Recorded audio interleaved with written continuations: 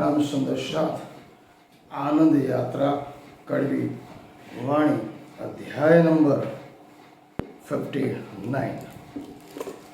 पिछले कुछ एपिसोड से हम कृष्ण मूल निवासी गोपालक मुरलीधर असुर अवैधिक महाभारत गीता के अनुसार पूर्ण पुरुषोत्तम कृष्ण को क्यों कहा गया, किस लिए कहा गया, क्या उसे सिर्फ मंदिरों में धर्म का धंधा बनाने के लिए कृष्ण की लीलाओं को बताया गया, जबकि ये आहिर रबारी चारण गिर धनगारी और यहाँ के मूल निवासी कि वो जननायक थे, यादववंशी थे। एक प्रश्न उठता है, मथुरा का राजा कौन था? कंस था। ब्राह्मण पंडितों ने उसको बताया वो राक्षस था। अगर वो कंस राक्षस था तो उसकी बहन कौन थी? देवकी, वो भी राक्षसी हुई। देवकी का विवाह हुआ किसके साथ? वासुदेव, जो गोपालक थे, ऋषि पालक थे, क्षत्रिय बताया। तो क्षत्रिय और देवकी राक्षसी दोनों का पुत्र कौन हुआ? पितृ संबंधी। कृष्ण भी असुर हुए, राक्षस हुए, दस्यु हुए, वानर हुए, ऋच हुए, शूद्र हुए, अनार्य हुए, अवैधिक हुए।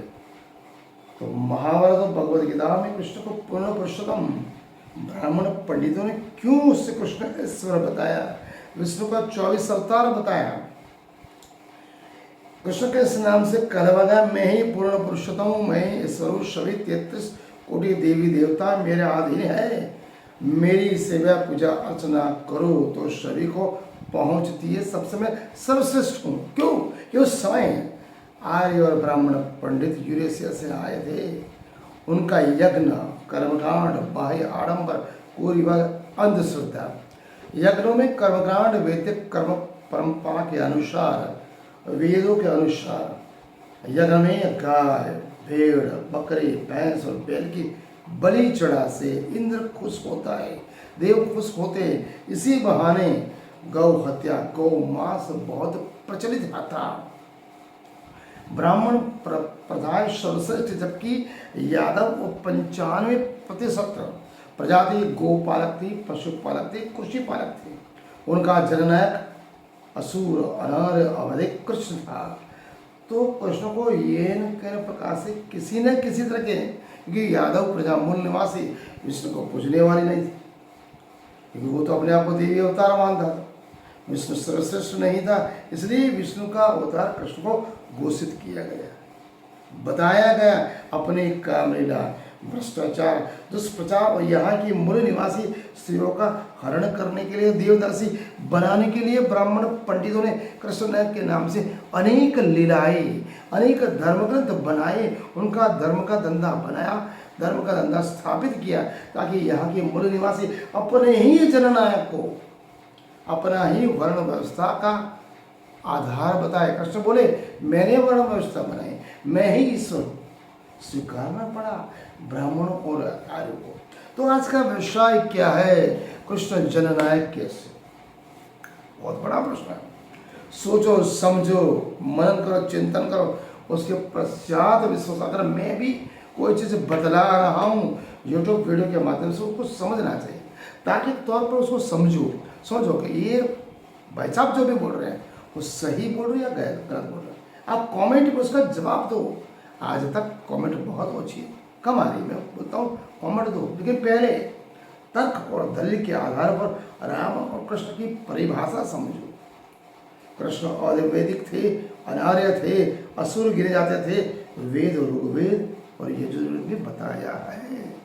अब आप कृष्ण के काल में आर्य ब्राह्मण का काल, आक्रमण के बाद विदेशी आर्य भारत में स्थापित हुए। कृष्ण के काल के समय आर्य खुद को ब्राह्मण कहते थे, बुदेव, उच्च, सर्वश्रेष्ठ बतला देते थे।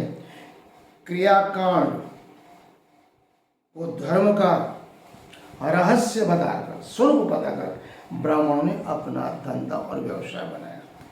मूल निवासी इस समय द्रविड़, नाग, असुर, दस्यु, राक्षस, वानर, रीछ जाति, यादव, मूल निवासी, शूद्र, अतिशूद्र, पिछड़े वर्ग में गिना जाता था। अलग अलग वंश से पहचान जाते थे। ऐसे वंशों से उपवंशी बने।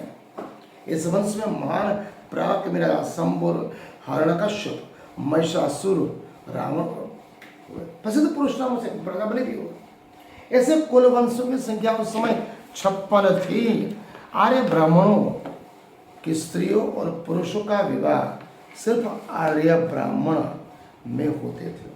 आर्य ब्राह्मण देश के मूल निवासी जब उन्होंने आक्रमण सिंधु घाट से इस परम आर्यवर्त में आए तब उस समय उनके पास स्त्रियां नहीं आए थे। यहाँ के मूल निवासी स्त्रियों से उन्हें शादियां की, बच्चे पैदा किए, लेकिन उन्हें परंपरा बनाई।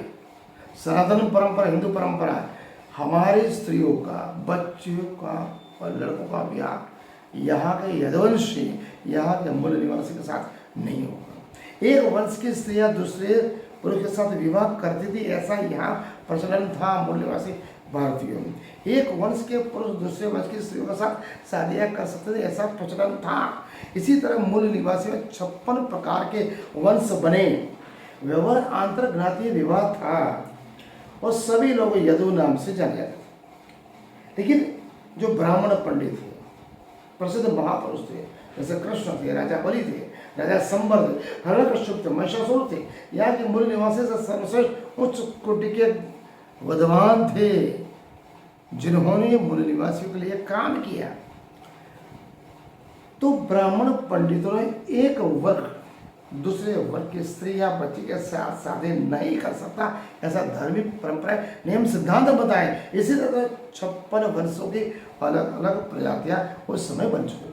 आज भारत की बस्ती 140 करोड़ का 1947 से 35 करोड़ थी। तो आप गिन सकते हो 5000 साल पहले केवल कृष्ण के काल में हिंदुस्तान की बस्ती, भारतवर्ष की, आर्यवर्त की बस्ती कितनी होगी?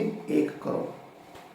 कृष्ण के समय में 95% लोग का व्यवसाय पशुपालन था। वस्त्र के लिए चर्म का उपयोग करते थे। विशाल भारत में वन, उपवन, जंगल, रण, पेड़ पौधे, पहाड़, नदियां, समुद्र, चारों तरफ हरियाली थी।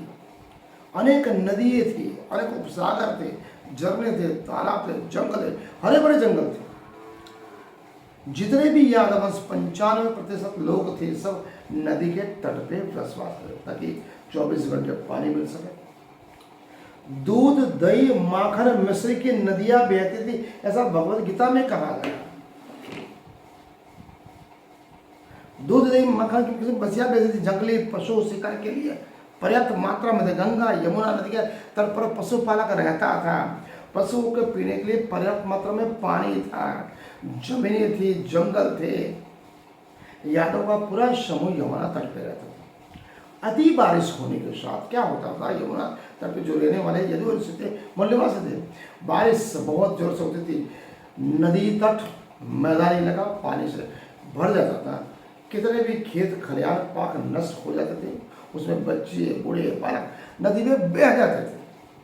तो आर्यवर्त में आए हुए ब्राह्मणों ने क्या किया? कर्मकांड, वैदिक सनातन परंपरा के तहत धर्म का धंधा स्थापित करने के लिए उन्होंने दुष्प्रचार किया कि आप यज्ञ करो, यज्ञ में गाय, भेड़, बकरी और बैल का आप वध करो, तभी इंद्र जो वर्षा ऋतु का जग है, वर्षा ऋतु का भगवान है, वो खुश होगा, वर्षा कम देगा, आप यमुना तट पे बसे रहोगे, आप बहोगे, आपके बीवी बच्चे खेत खलिहान बच जाएंगे। इंद्र खुश होगा। इंद्र को भेंट करने के लिए आपको गाय, भैंस, भेड़, बकरी और बैल को यज्ञ में होमना पड़ेगा और आपको गौदान ब्राह्मण को दान करना पड़ेगा, तभी इंद्र खुश होगा। ऐसा दुष्प्रचार उस समय कृष्ण के काल में हो रहा था। कृष्ण ने ये यज्ञ परंपरा, कुरिवाज, पाखंडवाद, गाय, भेड़, बकरी का विरोध किया और यादवों में जो दुष्प्रचार होता उससे वैज्ञानिक तौर पर उन्होंने बताया प्रकृति के नियम के आधे ही सूर्य का गर्मी की होने के बाद शीत ऋतु आती है, ठंडी के मौसम में, ग्रीष्म ऋतु गर्मी के मौसम आते हैं, उसके बाद गर्मी के तल से जो नदी, तालाब, समुद्र से जो पानी भाप उठ के जो बादल में आता है, वहीं से वर्षा पड़ती है, न कि इंद्र वर्षा। इंद्र के हाथ में वर्षा देना या रोकना इंद्र के हाथ में नहीं है। ये कपोलकल्पित बातें हैं। ये ऋषि मुनि ब्राह्मण आपको लूट रहे हैं, दुष्प्रचार कर रहे हैं। आप उसकी बातों में न आए। यह वैज्ञानिक तौर पर श्री कृष्ण और बलराम ने बताया। कृष्ण और बलराम के गुरु थे कौन? सादे बने थे। सादे बने जो गुरु थे वो वैज्ञानिक तौर पर थे, पितृवचन थे, धर्मगुरु थे। आर्य ब्राह्मण ऋषि ने कर्मकांड को पाखंड बताया। जाल में यादव परिवार जो फंस रहे थे, इंद्र के नाम से जो बह रहे थे, काल्पनिक प्रपंच से बचने के यादव भी वैदिक यज्ञ कर रहे थे, गौमास यज्ञ में करते थे। आर्य ब्राह्मण ऋषि यज्ञ में चढ़ाए गए गौ, बैल, भेड़, बकरी को खाते, मदपान करते और यज्ञ करते करते मंत्रोच्चार करते और गोदान भी मांगते। तो हजारों लाखों गाय मिलती। कृष्ण के पिता नंद यादव के नेता थे। उन्होंने बालक कृष्ण और बलराम को अध्ययन करके शादीपरी ऋषि में भेजा। शादीपरी ऋषि में नात जात ऊंच नीच रंग वर्ण से परे था। सर्व सामान्य सभी ज्ञाति के बालक वहीं पढ़ते थे और वैज्ञानिक तौर पर उनको पढ़ाया जाता था। उदार मतवादी थे, मानव मात्र एक समान थे, सनातन शैव संस्कृति के समर्थक थे। उनके आश्रम में वैज्ञानिक तौर तरीकों से प्रकृति की शिक्षा दी जाती थी। इसी के ऊपर अपने शिष्यों को बलवान और योद्धा बनाने का शस्त्र विद्या, मल्ल विद्या भी उन्होंने सिखाई। शीत और ग्रीष्म ऋतु का चक्र कैसे चलता है, उनकी शिक्षा, खगोल शास्त्र और प्रकृति की शिक्षा दी जाती है। नैतिक मूल्य और सत्यनिष्ठा, प्रामाणिकता, मानव मात्र एक समान, सभी मानव, परमात्मा ने सभी को एक बनाया, किसी ने जाति नहीं बनाई। मानव मात्र में प्रेम, स्नेह, दया, करुणा होना चाहिए। ऐसा शादी परी ऋषि के आश्रम में कृष्ण और बलराम ने सीखा। उनकी शिक्षा ये सीखी जाती। इसीलिए कृष्ण के काल में 3 प्रकार के आश्रम थे। जो पहला जो आश्रम था, प्रथम प्राकृतिक आश्रम, जो शादी परी ऋषि को आता, जो आज की सार्वजनिक शिक्षा कहा जाता है, जिसमें वर्ण, वंश, आर्य, अनार्य भेद नहीं, लेकिन सभी को मानव मात्र एक समान के आधार पर उनका स्कूल में दाखिला दिया। दूसरे प्रकार का आश्रम क्या था? दूसरे प्रकार के आश्रम में सिर्फ केवल और केवल आर्य, जो ब्राह्मण कहलाते थे, यूरेशिया से आए हुए वैदिक धर्म, उनको शिक्षा दी जाती। साथ साथ आर्य परंपरा में, वैदिक धर्म में जो यादव वंशी धर्मांतर करके आर्य वैदिक परंपरा जिन्होंने स्वीकारी, उनको क्षत्रिय कहा जाता था। और दूसरे प्रकार का आश्रम था, उसका गुरु था द्रोणाचार्य, केवल और केवल क्षत्रिय और ब्राह्मण उस स्कूल में दाखिला कर सकते हैं। उसको आज के जमाने के हिसाब से सेल्फ फाइनेंस स्कूल कह सकते हो। नंबर 3, तीसरे प्रकार का आश्रम परशुराम का आश्रम, जिनमें सिर्फ आर्य ब्राह्मण को प्रवेश था, अन्य क्षत्रिय, वैश्य और शूद्र को प्रवेश निषिद्ध था। आप समझ सकते हो, पांडवों के बड़े भाई, कुंती के बड़े पुत्र कर्ण क्षत्रिय होते हुए भी उनको सुत पुत्र कहा गया और परशुराम ने उनको मना किया। उन्होंने जाति का छब रखा और परशुराम के आश्रम में ब्राह्मण होते दाखिला किया। अंत में जब पता पड़ा वो क्षत्रिय थे, तो परशुराम ने उसको श्राप दिया था कि महाभारत युद्ध में जिस समय युद्ध की कला की जरूरत पड़ेगी, आपके पास से विद्या छीनी ले जाएगी। मतलब तीसरे नंबर का जो स्कूल था परशुराम था, आर्य ब्राह्मण का, जो आज का सांप्रदायिक जातिवादी स्कूल, मतलब उसी जमाने से सार्वजनिक स्कूल, सर्वफाइनेंस स्कूल और सार्वजनिक स्कूल चल रहा है। और उसको 5000 साल हो गए। कृष्ण के बारे में हमने आपने थोड़ी सी संक्षेप में बातें बताई। आगे का अध्याय हम कल बताएंगे।